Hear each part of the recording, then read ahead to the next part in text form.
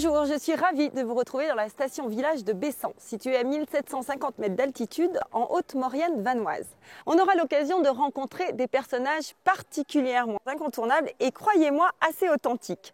Alors il y aura Xavier Feuillant, directeur de la station, puis nous aurons Jopo, qui lui est la mémoire patrimoniale et qui nous emmènera découvrir les sites inédits de Bessan, puis nous aurons Francine qui elle est la spécialiste culinaire de Bessan et j'espère bien goûter le farci de Bessan justement.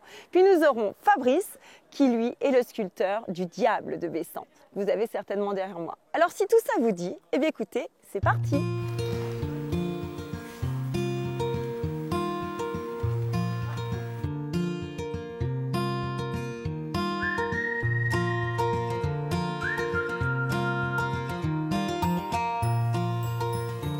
Bon alors ma mission là, c'est un peu de trouver Xavier, Xavier Feuillant, directeur de la station. Ah génial. Bonjour, je cherche Xavier Feuillant, le directeur de la station. Pas de problème, je vais t'emmener. C'est vrai? On y va? Allez, génial, on est parti, merci. Mais je veux juste ton prénom. Sylvie. Ah merci Sylvie. Génial, on y va. Bon, et T'es je prête? dis voilà. Ouais, je suis prête. Allez. Je m'attache.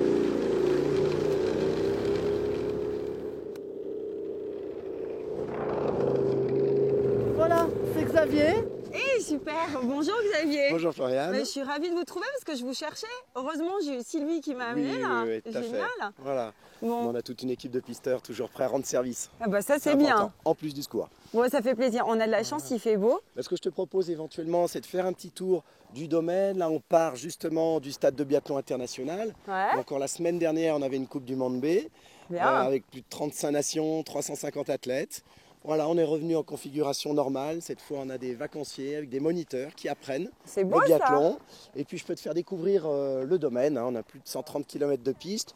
On va faire la version courte, bien Ouais. sûr. Mais moi je suis d'accord. D'accord? On est parti. Allez, on grimpe. On y va? C'est parti.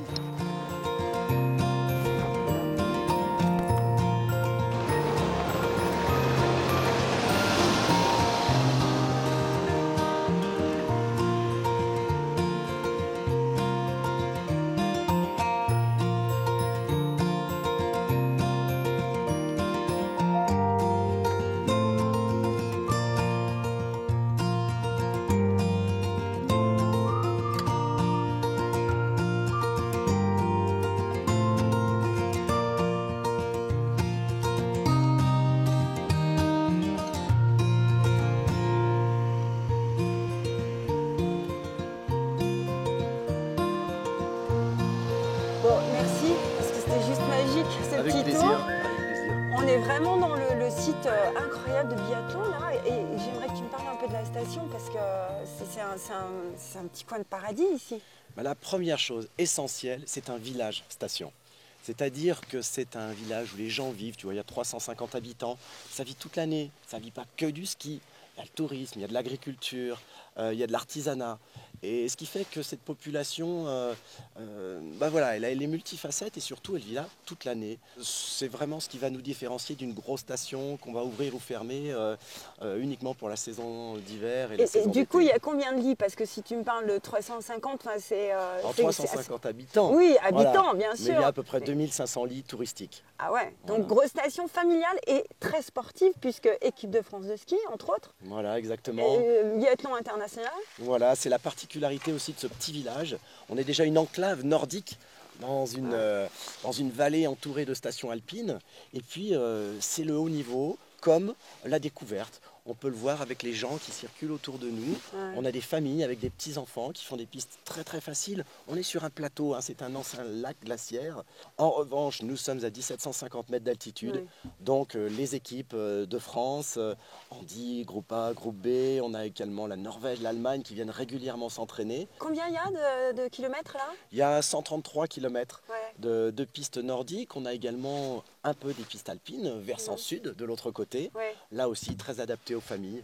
Avec des niveaux, j'imagine, plus ou moins difficiles, comme un peu Oui, partout. oui, oui, tout à fait. C'est les couleurs des pistes, c'est un code international. Ça va de la verte la plus facile à la noire, la plus technique ou la plus longue. Eh ben, va falloir que je me mette au ski de fond parce que j'ai jamais fait. Rendez-vous. Mais donc, écoute, est à rendez-vous. prendre. Hein. Maintenant que tu viens de me faire un coup de 4x4 dans cet endroit juste magnifique, il va falloir m'apprendre le ski de fond. Ouais, tout Bon. à fait. Qu'est-ce que fait la station pour tout ce qui est développement durable? Parce que j'imagine que ça vous tient à cœur, c'est important aussi tout ça. Voilà, effectivement, le fait que ce soit une station-village aussi, avec des gens qui vivent à l'année, on n'a pas envie de galvauder la qualité de Bien vie. sûr. Et puis la tradition qui fait qu'effectivement, l'architecture, faite avec des maisons en pierre, avec des toits en lauze, beaucoup de bois, nous avons décidé de ne pas déneiger les routes. Alors, ça peut surprendre, mais on a envie de conserver ce paradis blanc. C'est l'authenticité ici en fait. Voilà, c'est la haute montagne, donc il faut Ouais. accepter ses contraintes. En revanche, c'est un petit écrin qui nous permet de bien vivre. Bah, écoute, parfait. Moi, je suis ravie d'entendre tout ça. Ça fait envie de venir et on invite tous les gens qui nous regardent à venir découvrir cet écrin, ce petit endroit de paradis, parce que c'est vraiment beau. Merci beaucoup, Xavier. Je t'en prie, Floriane. C'était un vrai plaisir. Merci pour la balade. Merci pour tout. Voilà, c'était un bonheur. Bon, ok, très bien. Bonheur partagée. Allez, super. À bientôt. À très Je bientôt. te laisse. Merci. Au revoir. Au revoir à Bye toute bye. l'équipe. Au revoir. Merci. Ouh.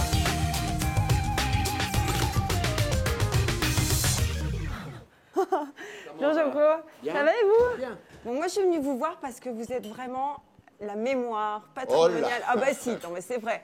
Moi j'avais C'est ce que besoin les de gens connaître disent. Bessan et c'est ce que vous... Oui mais c'est la vérité. Oui, Moi j'aimerais que vous nous en parliez. Déjà vous avez été maire de Bessan. ça m'est arrivé, oui. Alors Bessan bien sûr il y a ses traditions, il y a ses légendes. Aussi. Alors vous avez évidemment sculpté le diable de Bien Bessan. sûr. Quelle est cette légende? Alors, attention, ce n'est pas une légende. Ah, alors, Bon, bah, voilà, racontez-moi. dans les pays où la vie est difficile, comme Bessan, à 1800 mètres d'altitude, le diable a toujours eu une importance. une importance relative. Hein. Tout ce qui était mauvais, tout ce qui était surnaturel, les avalanches, les crues, bien c'était le diable. Bien sûr. Et en 1857, vivait à Bessan un sculpteur qui s'appelait Étienne Vincendet, que l'on surnommait Étienne des Saints parce qu'il sculptait surtout des personnages religieux pour les églises, les chapelles de la vallée. Étienne était aussi le sacristain de la paroisse et à cette époque, la tradition voulait que le curé du village offre aux chantres, pour les remercier de chanter toute l'année dans les différents offices à l'église, leur offre un repas pour la Sainte Cécile, qui est la fête des chantres.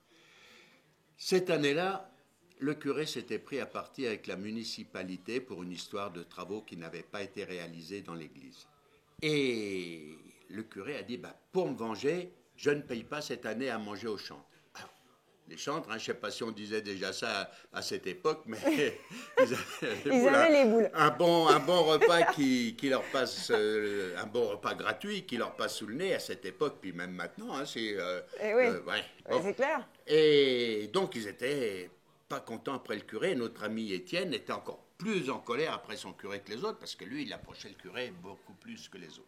Et il était dans son atelier en train de sculpter un Saint-Bernard de Menton. Et Saint-Bernard de Menton, c'est un saint que l'on représente toujours tenant le diable prisonnier par son étole autour du cou. Il était en train de sculpter ce personnage quand il dit, mais je sais comment je vais me venger du curé. Et il a pris un morceau de pince-en-bros et il a sculpté. Le pince-en-bros, c'est le bois que vous utilisez pour sculpter. Pour la sculpture, voilà. D'accord. C'est un bois qui se travaille bien et qui, lui, ne travaille pas. D'accord. Donc, c'est un bois Qui ne bouge intéressant. pas. Ouais. Et il s'est mis Ah, à sculpter super. un diable Merci. qui emportait un curé sous son bras. Mais non.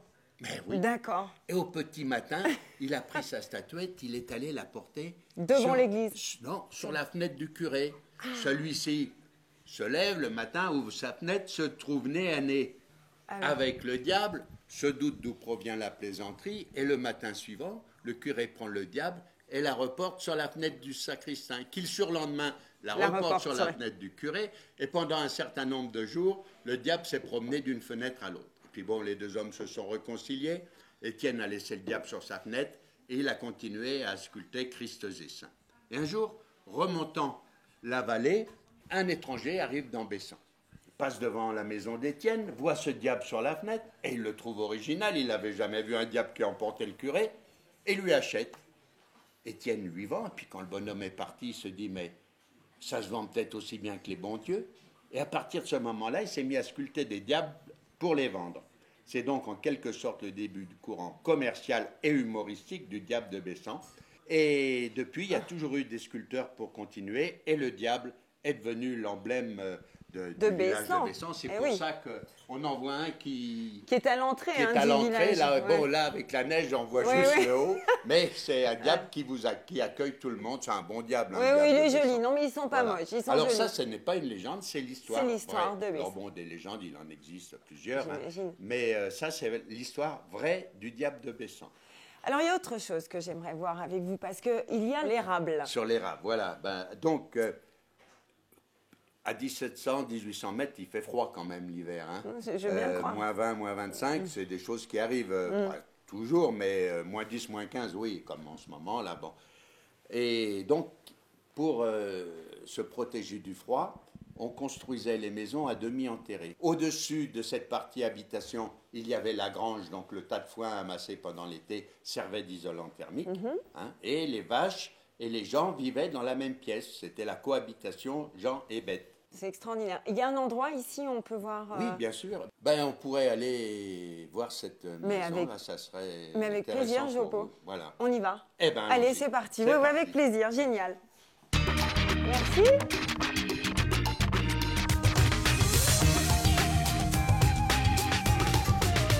Je me tiens parce que ça glisse.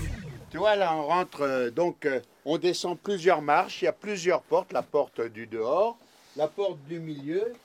Il fait chaud ici. Ah bien sûr, parce qu'avant, il y avait les vaches. Hein? C'est incroyable l'isolation naturelle qu'il peut avoir. Oh là là, c'est beau. Oh, c'est mignon. Alors voilà, donc on n'a rien touché à ce qui existait. C'est pas un musée, mais ça permet de faire voir comment vivaient autrefois les gens de Bessan. Alors ça, c'était les lits, hein, les lits clos. Hein, et puis dessous, tu vois, oui, je vois. Juste dessous, on mettait les moutons. Il y avait 3-4 brebis qui passaient l'hiver là-bas-dessous. Qui donnaient la chaleur, en fait. Qui donnaient la chaleur, en plus. Sous le lit. Donc les vaches étaient là, ce placard-là n'existait pas, oui, sûr. Parce que là, il est un peu moderne. 6-7 vaches, le mulet ou l'âne et les veaux. C'est incroyable, c'est absolument magnifique. Là, et donc c'était là, ils faisaient leurs besoins là-dedans. C'est ça. Voilà, alors... Et entre nous, c'est très bête ce que je vais vous dire, mais il devait quand même avoir une sacrée... il y avait une odeur. Une odeur. Bien sûr. D'une part, une chaleur d'autre part. La chaleur, c'était... Puis ça devait fermenter, enfin je sais pas. Non, et comment ils faisaient? Il y avait un endroit où ça pouvait partir? Tous les jours ou tous les 2 jours, on sortait le fumier avec une... Comme une espèce de petite brouette, quoi. Donc ça, c'était la vie d'autrefois. Mais je l'ai encore connu, moi, après-guerre, dans les années... 50 quand j'étais tout gamin. Allez, on y va. Ouais, j'ai vu et je suis assez impressionnée, sincèrement, Jopo. C'est génial. C'est super beau, merci.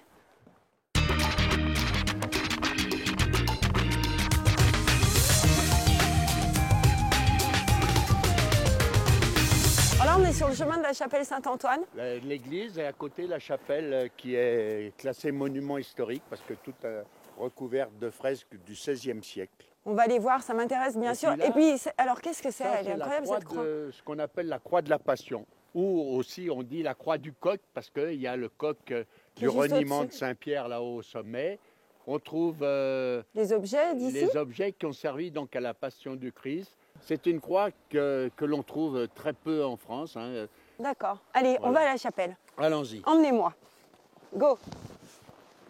Là, on voit bien l'authenticité du village. Hein.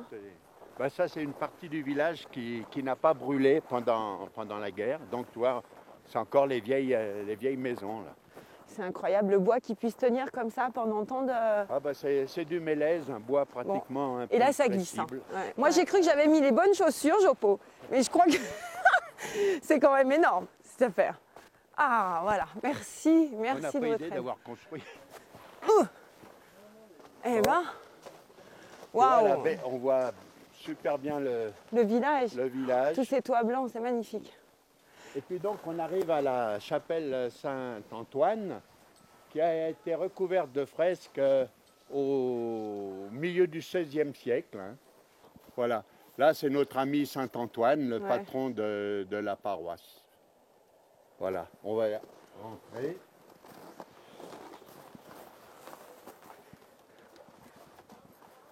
« 1826-1897, c'est ça? On voit pas là.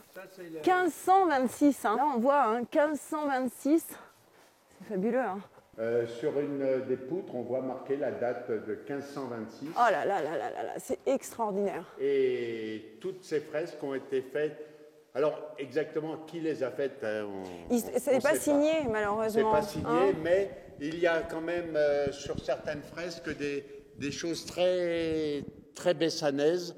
Peut-être un peintre bessanais ou aidé par des peintres bessanais. Hein.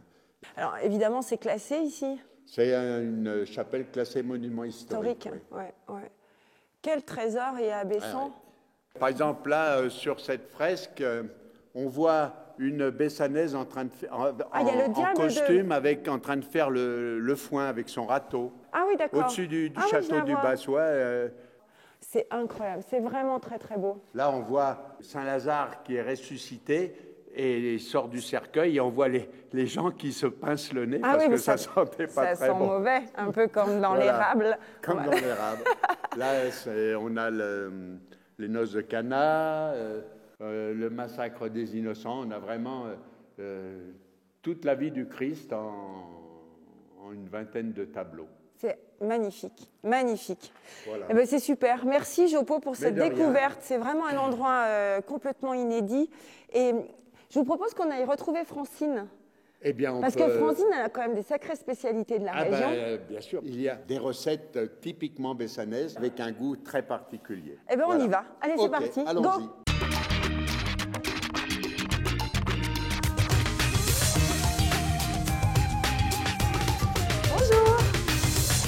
Bonjour Francine, je viens voir la personne qui connaît les spécialités de la région. Alors, les recettes varient suivant les familles. D'accord. Quoi qu'il arrive, même si c'est chacun sa spécialité, ça s'appelle le farci bessanais. Mais vous ne trouverez ça qu'à Bessan. Même les villages voisins ne le font pas. Bon, il y a quand même pas mal d'ingrédients, Francine, parce que moi je vois du orange là. Oui, alors c'est des carottes. Il y a surtout une majorité de choux blancs et de viande. Après, il y a quelques carottes, des poireaux, un peu d'oignons et puis des œufs, de la farine. C'est bon. Vous aimez ça? J'adore. Ah ben voilà. C'est super bon. Ah non, mais c'est incroyable. Et c'est super bon. C'est quoi la viande qu'il y a dedans? Porc et veau. Uniquement du porc et du veau. Ouais. C'est super bon, j'adore. Mais ce n'est pas gras du tout, par contre. Parce que c'est cuit dans des petits sacs en tissu. Ah, alors ça, c'est votre spécialité ou pas? On appelle ça une taillette, c'est un mot patois. Qui exprime la chaussette, la taillette. Voilà, c'est un petit sac en coton. Il faut mettre du coton. C'est vous qui le fabriquez? Alors, c'est ma mère qui me coud les taillettes, qui a 93 ans, mais qui ne savent qu'une seule fois, parce qu'on remplit le petit sac donc, de mêlée de farci, on l'attache, on le fait cuire dans un bouillon. Mais quand il est cuit, on le coupe parce qu'on ne peut pas les sortir comme ça. Bien sûr. Ça colle au tissu. Donc c'est on les coupe. C'est un usage unique. Je vous suis? Allez. Je veux voir où sont les recettes. Les coulisses. Non, ouais, je veux voir. Oh, dis donc, mais c'est quoi On est en tout train ça? de préparer des dios, là. Alors, le dio, c'est quoi exactement? Le dio, c'est de la Ceux saucisse. qui ne connaissent pas. Il y a quoi à l'intérieur? Que du porc. Que du porc. Que du porc. D'habitude, que de porc, ils sont purs porc. Et donc, on les voyait, mon mari était en train de les tourner pour leur donner de la ouais, longueur. voilà. Ça, c'est la façon de faire. En fait, Voilà. vous les tournez. Alors, ça, c'est l'engin que vous utilisez. C'est-à-dire que vous mettez la viande dedans. Est faite, donc assaisonnée, une fois que la viande est préparée. Alors, vous mettez donc le boyau sur le tuyau qui est ici. L'embout, voilà. Et donc, ensuite, c'est un système hydraulique D'accord. qui pousse donc la viande et la viande sort dans par le boyau. le boyau ici. Donc, ça fait une chaîne ininterrompue, comme on dit aux enfants, une sorte de serpent. Ouais. Et ensuite, on tourne les saucisses pour faire, disons, à peu près une saucisse de 100 grammes. 100 grammes, d'accord. Enfin, c'est rien approximativement. Industriellement, Enfin, vous avez l'habitude. tout est pesé, mais nous, on fait ça, disons, de façon approximative, quoi. C'est quand même super bien étudié et quand même super pratique cette histoire, parce que quand il n'y avait pas ça à l'époque, on faisait comment? il y avait À la le même moulinette. principe, mais avec une À la main. manivelle Eh ben c'est ça. qui permettait de tourner et de faire avancer la Vous, viande. vous quoi. l'avez fait de Oui, cette oui, génération ça- en génération, comme Ah vous oui, par oui, rapport oui, bien au sûr, oui. farci bessanais. Ouais, Bien ouais. sûr, ça s'est fait. Bon, bah, écoutez, je crois qu'on a tout vu. Francine, on va se donner quand même les petites recettes là maintenant, avant que je parte. Allez, allez, s'il vous. Ah, merci, merci. Allez, on y va.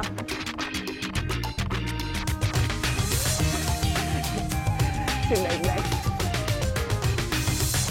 Ah, je le vois, il est à l'intérieur. En fait, on va voir Fabrice, le sculpteur. On va voir comment il travaille le bois d'ici, on va voir comment il travaille ce magnifique personnage qui est donc le diable de Bessan, qui paraît un peu tendancieux certainement de votre côté, mais je vous rassure, c'est juste un bâton pour taper. Hein. Allez, j'y vais. Bonjour. Bonjour Fabrice. Ah ben alors là, je crois que je suis vraiment au bon endroit parce que je viens de repérer le diable de Bessan sur la porte. J'imagine que c'est vous qui l'avez sculpté. Voilà, c'est moi qui l'ai sculpté. Bon, alors celui-là est pas très sympathique, mais le diable à Bessan est vraiment sympathique, vous allez voir. Alors là, on est dans votre atelier. Là, vous êtes dans la galerie où je présente mes statues Uh-huh. et où je reçois les clients, visiteurs et les visiteurs. clients éventuels. Mon atelier se trouve sous la galerie. Parce que pour sculpter des diables, il faut être en enfer, donc je sculpte les diables sous terre. Ah, dites donc, c'est bien étudié tout ça. Alors, vous avez l'habitude de sculpter le diable de Bessan. On en voit un grand là sur le côté. Voilà. Mais évidemment, il y a d'autres sculptures. Ça fait longtemps que vous sculptez? Alors, moi, ça fait une bonne dizaine d'années que je sculpte. J'ai pris la suite de mon père. Mais les grands sculpteurs bessanais, eux, ont d'abord fait des statues religieuses à l'époque du baroque. Donc des saints polychromes qu'on mettait dans toutes les églises de la région. Alors moi, je continue cette tradition bessanaise qui est vraiment une sculpture très typique. Donc les statues polychromes, les diables, des poules à sel qui sont des boîtes en bois comme on trouve dans le Queyras pour mettre le sel. Ah, génial. Ah, dis donc, c'est incroyable. Alors, Donc, c'est le même bois que vous utilisez? Voilà, moi j'utilise uniquement du pain sambro. Donc la poule à sel, en fait, c'est un système de boîte qui pivote, comme ça. Voilà. Et on met le gros sel à l'intérieur. Quoi qu'il arrive, ce sont évidemment à chaque fois des pièces uniques. Et bien comme sûr. vous pouvez voir, Ouais, on le voit. chaque pièce est unique. C'est ça, on dirait plus un coq. Hein. Voilà, bon après c'est un peu Il est super beau, celui-là. l'humeur du moment et puis le morceau de bois qui m'inspire. Bon, ce qui serait bien, c'est d'aller voir l'atelier quand même, Eh ben, parce que moi allons-y. j'aimerais bien vous voir travailler. Ouais, surtout que je suis en train de faire un diable avec le curé. Là, Ah, je suis en- génial. Bon, on y va. Eh ben allons-y. Allons-y. Oh, c'est génial d'aller à l'atelier. Je vous laisse passer devant parce que... Alors, faites bien attention à vous, parce que c'est quand même Petit, hein. diable. Ah ouais. Donc voilà mon antre. Waouh. Ah ouais. Non mais ça c'est incroyable. Donc là on est vraiment dans l'antre surtout de l'artiste. Qu'est-ce que je vois? Tu le dessines en fait Voilà, dessus. je le dessine sur le... Alors d'abord de profil, et puis après ben, je tourne, je fais de face et je scie. Et une fois que c'est scié, j'ai ce qu'on appelle une ébauche. Mhm. Donc là, j'attaque vraiment la phase de sculpture proprement dite avec les petites gouges, les couteaux. On a toutes sortes de gouges. Hein. Celle-là, c'est vraiment la petite gouge.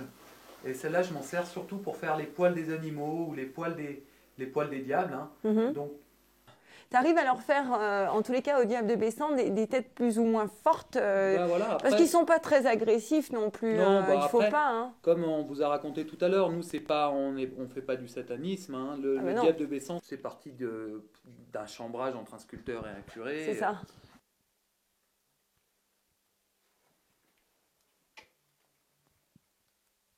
C'est extraordinaire de voir l'œil apparaître comme ça. L'œil est important parce que même chez nous, le regard est important. Là, tout à l'heure, on ne l'avait pas, on le voit maintenant se dessiner et tout de suite, il prend une envergure, il vit, quoi, il commence à vivre. C'est vraiment, quand on arrive vraiment à la phase de sculpture proprement dite, fine, c'est là que tu donnes la personnalité à ta statue. Et c'est vrai que des fois, tu vas faire un diable méchant juste avec un regard. C'est une phase où on ne compte pas son temps parce qu'il faut vraiment prendre son temps. Sinon, c'est tellement vite fait de mettre un coup de couteau là et de faire péter un bout de bois que il faut vraiment y aller tout doucement. Je crois que je vais te laisser te concentrer. Ouais, ça m'est Ouais, parce que je te vois sur l'œil là et je me dis waouh, c'est tellement incroyable parce que c'est très très très précis. Merci beaucoup de ton accueil et puis bonne continuation.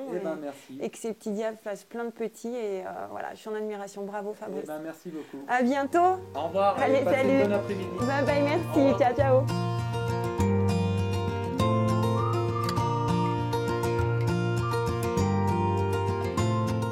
Voilà, Bessan, c'est terminé. Si vous avez été tout comme moi, charmé par le village et ses habitants, eh bien écoutez, venez le découvrir, vraiment.